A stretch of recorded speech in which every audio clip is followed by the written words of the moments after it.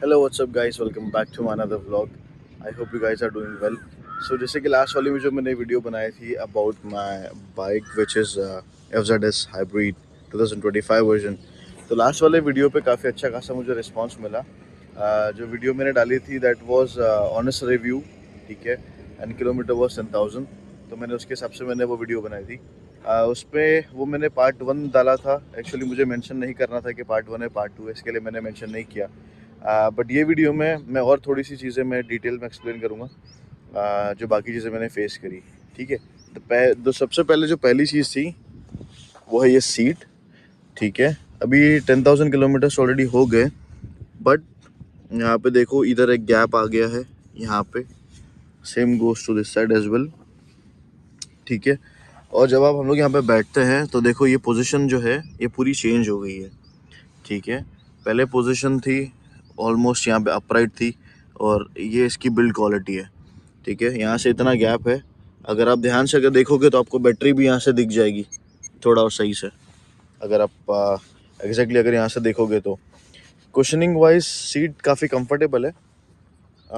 Same goes to the pillion, ठीक है। Pillion की भी सीट काफ़ी कंफर्टेबल है, बट इसमें सिर्फ इश्यूज जो मुझे अभी फेस हो रहा है वो आ रहा है सीट की वजह से, क्योंकि उसकी हाइट है जो अभी नीचे प्रेस हो गई है।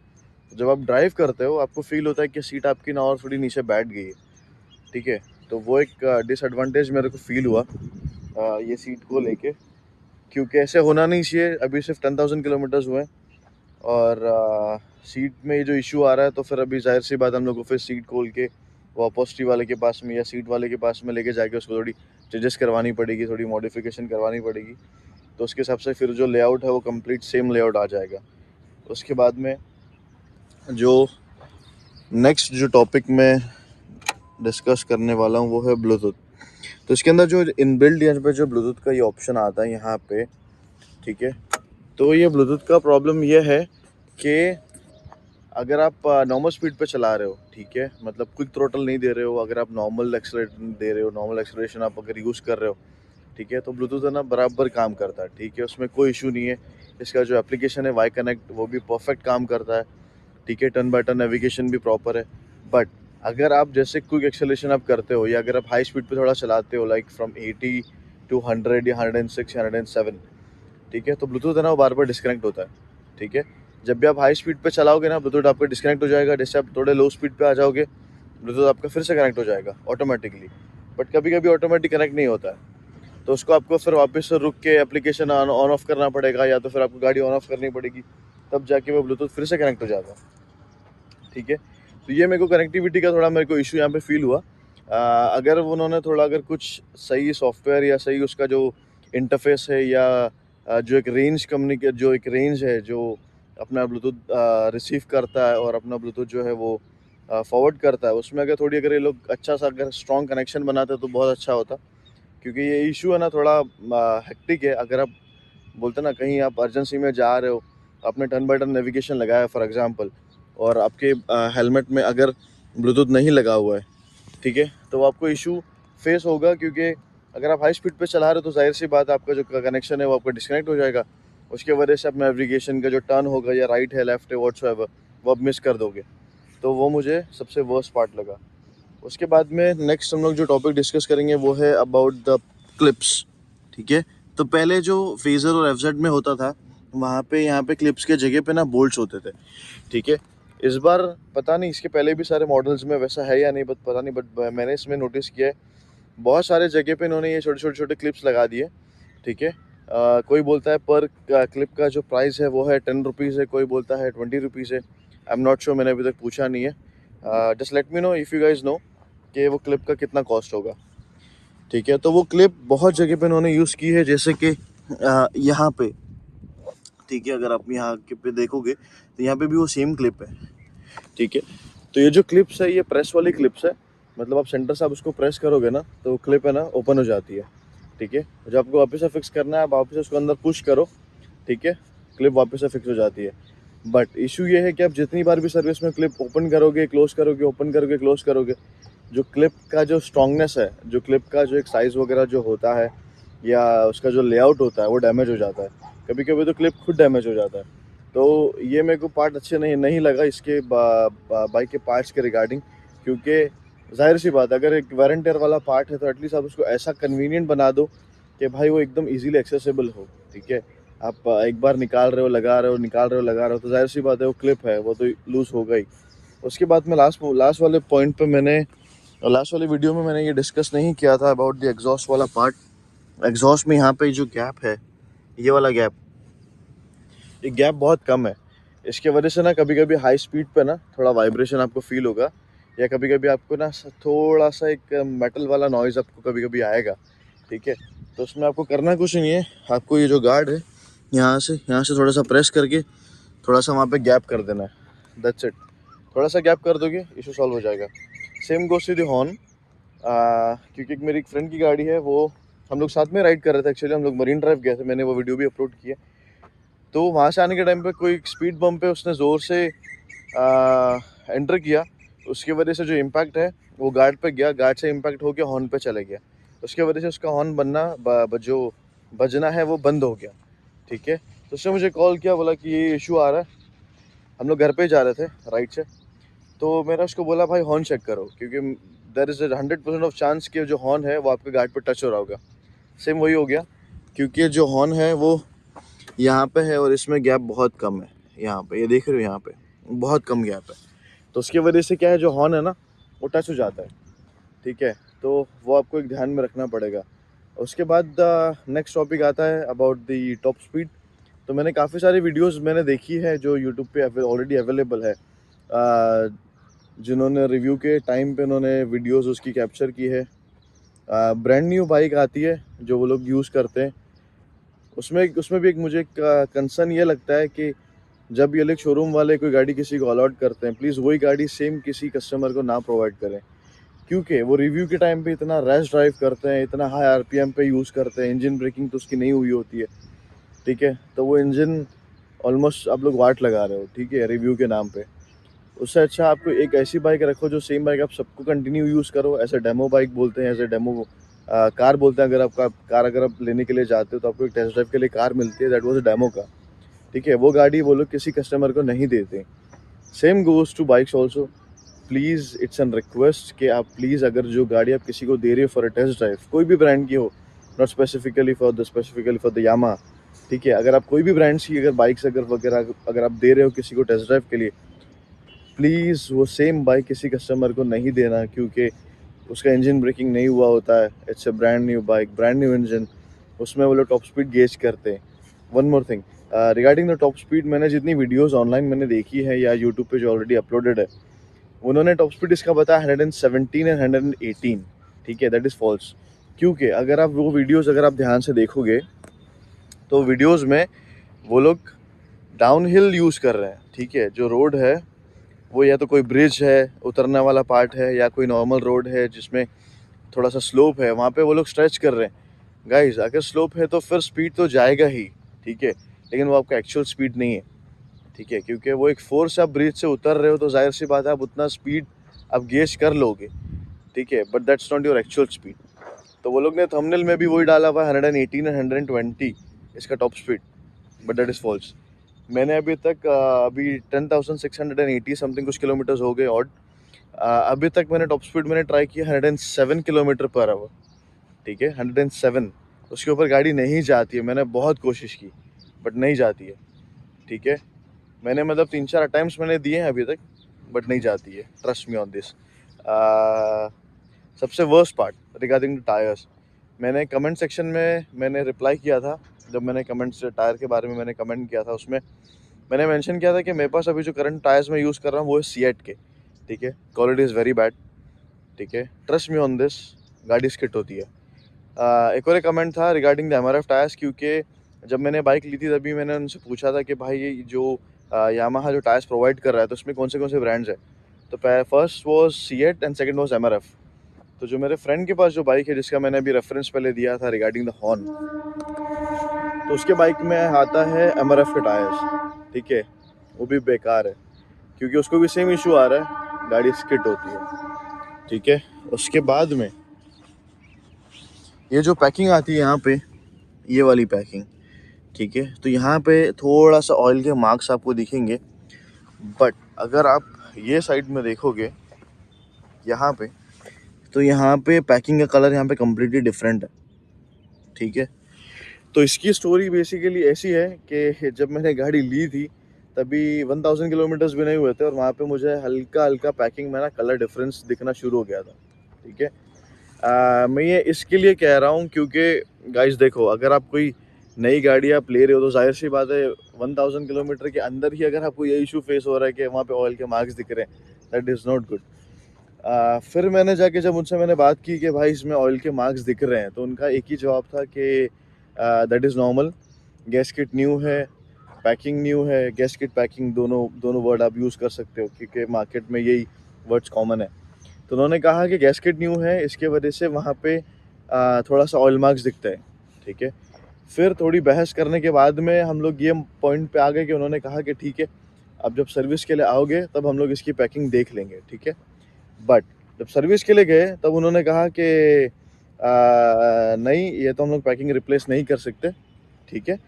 बट हम लोग इसके बोल्ट्स एक बार क्रॉस चेक करवा सकते हैं अगर आप चाहो तो बट ऑब्वियस था, मुझे तो ऐसे गाड़ी नहीं यूज़ करनी थी, तो मैंने उनको कह दिया कि भाई आप बोल्ट्स वगैरह आप क्रॉस चेक कर लो। ठीक है। तो ये पैकिंग के ये वाले जो बोल्ट्स हैं, ये वाले ये सारे, ठीक है। तो जाहिर सी बात है, नई गाड़ी जब बनती है तब उसमें स्पेशल एक टूल यूज़ होता है। ठीक है। जिसको बोलते हैं टॉक रेंच। टॉक रेंच में बेसिकली होता ये है कि जो बोल्ट का जो ये होता है, जैसे बोल्ट की जो कैपेसिटी हम लोग अगर बोलते हैं, तो बोल्ट की कैपेसिटी के हिसाब से उसका एक न्यूटन मीटर होता है जो सेट होता है। ठीक है। Through the company. तो वो यूज़ करके आपको टॉक रेंच यूज़ करके आपको देखना होता है कि वो आप मेक श्योर करो कि वो प्रॉपर टाइटन है। ठीक है। लेकिन ये सारे जो बोल्ट्स हैं, ये वाले ये सारे, ठीक है, ये सारे जब उसने हैंड टाइट किए तो वो सारे बोल्ट्स जो थे वो लूज थे। ठीक है। तो उसने हैंड टाइट किए, उसके बाद में जो ऑयल का इशू है वो सॉल्व हो गया। ठीक है। हाँ, तो मैं ये कह रहा था कि जो इसके बोल्ट्स है तो उन्होंने हैंड टाइट किया। ठीक है। आई एम श्योर कि देयर वाज अ डिफरेंस। जब आप बोल्ट टाइट करते हो आपको समझ में आता है कि बोल्ट लूज़ कितना था और कितना नहीं।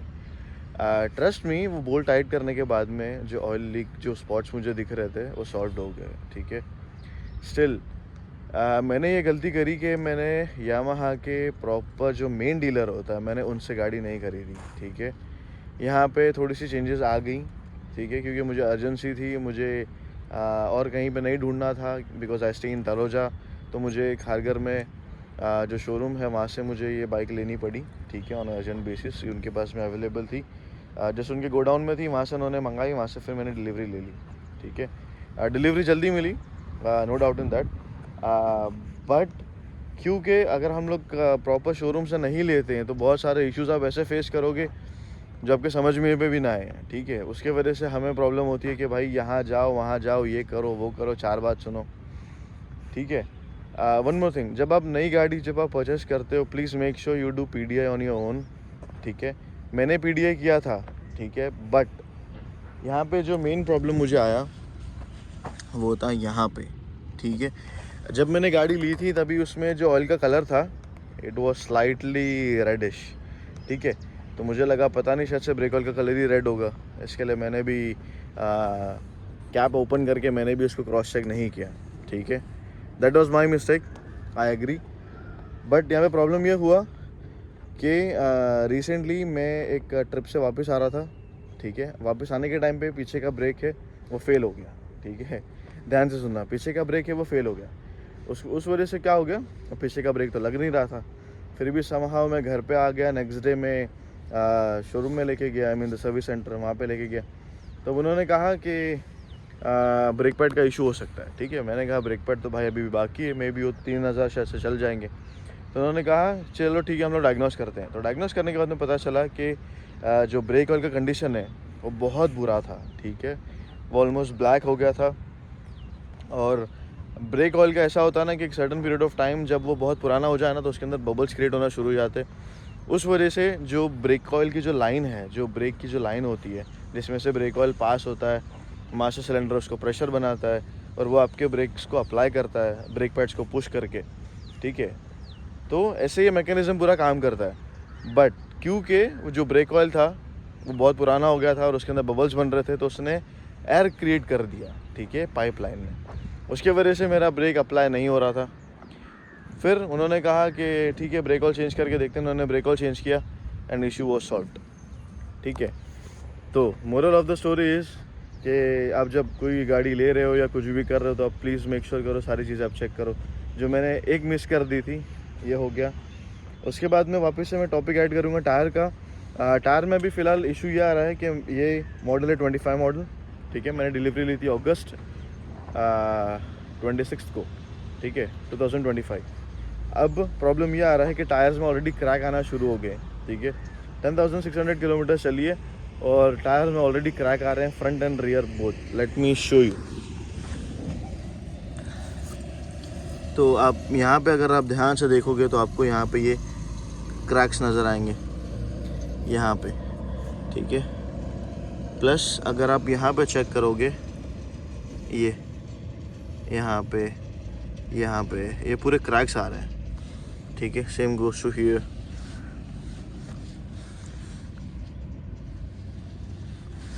अब यही नहीं, इवन बैक टायर में भी सेम हालत है।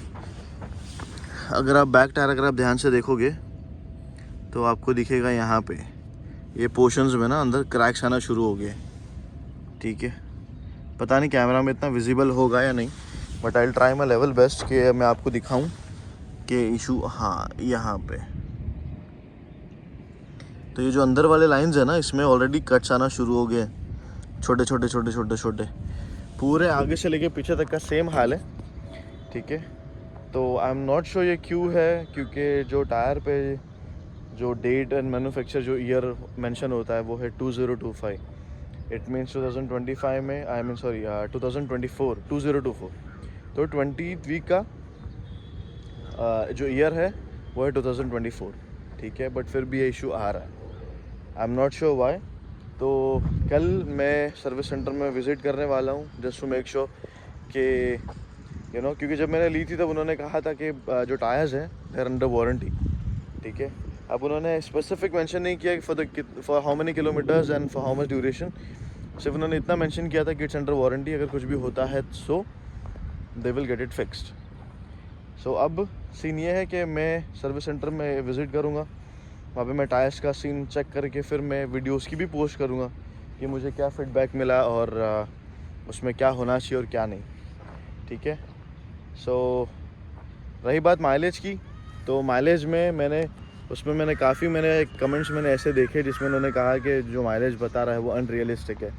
दैट्स ट्रू, क्योंकि ये चीज़ मैंने भी नोटिस करी थी। इवन इसका जो एप्लीकेशन है वाई कनेक्ट, उसमें आपको जो माइलेज है वो हमेशा आपको अलग ही बताएगा compare to the display of the bike, ठीक है। अगर डिस्प्ले में 46 है तो वो आपको बताएगा 53। तो आई एम नॉट श्योर ये डिस्क्रिपेंसी क्यों है और इस पर ट्रस्ट किया जा सकता है या नहीं। तो एक्चुअल किलोमीटर फिर हमारा क्या होना चाहिए, जो हमारे बाइक पे है वो, या जो हमारे एप्लीकेशन पे आ रहा है वो, ये एक वर्स्ट पार्ट है। तो पता नहीं ये भी कैसे सॉल्व होगा, कैसे क्या नहीं। इसके बारे में किसी ने वीडियोस कुछ डाली नहीं है, सब सिर्फ एवरेज बता रहे हैं। कोई 82 बता रहा है, कोई 92 बता रहा है। इवन अभी भी मैं तलोजा से कामोटे से वापस तलोजा आया हूँ। मैं आपको मेरा एवरेज बताता हूँ कितना है।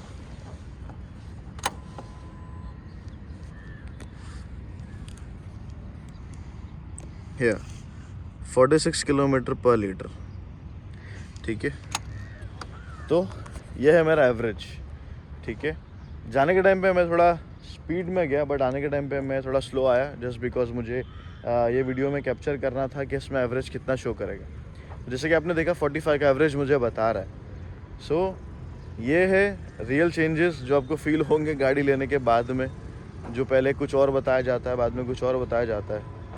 तो इट्स एन रिक्वेस्ट कि अगर आप एक इतना ह्यूज अमाउंट अगर आप स्पेंड कर रहे हो एक नई चीज़ ख़रीदने के लिए, तो प्लीज़ थोड़ा R&D करो, अपने रिसर्च करो, टेस्ट ड्राइव लो, रिव्यूज़ पढ़ो, ठीक है। रिव्यूज़ ऐसे देखो जो आपको जेन्युइन रिव्यूज़ दें, ठीक है, not as in paid promotions.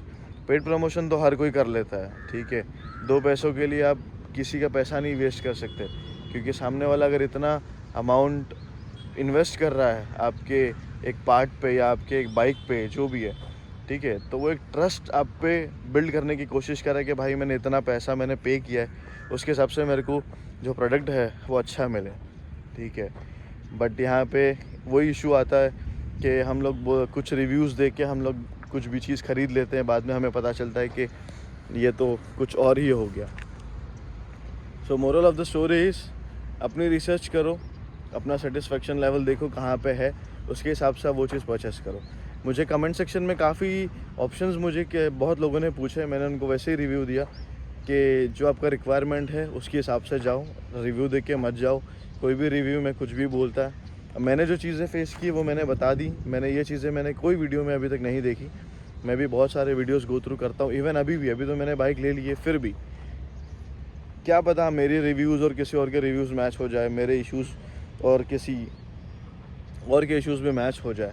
तो उसके लिए मैं गो थ्रू करते रहता हूँ, कोई ना कोई वीडियोज़ अगर आ रही है तो उसके हिसाब से हम लोग देखते हैं, रिसर्च करते हैं, फिर हमें पता लगता है कि भाई हम अकेले नहीं हैं जिन्हें ये सेम इशू आ रहा है। तो उम्मीद करता हूँ ये वीडियो आपके लिए थोड़ी हेल्पफुल होगी। पहले वाले वीडियो में आपने बहुत सारा प्यार दिखाया, 12,000 व्यूज़ ऑलरेडी उसमें हो चुके हैं, ठीक है। So thank you so much for that, I really appreciate. I hope you guys ride safe, ठीक है। Always wear your helmet. I will see you in the next vlog. Thank you, bye.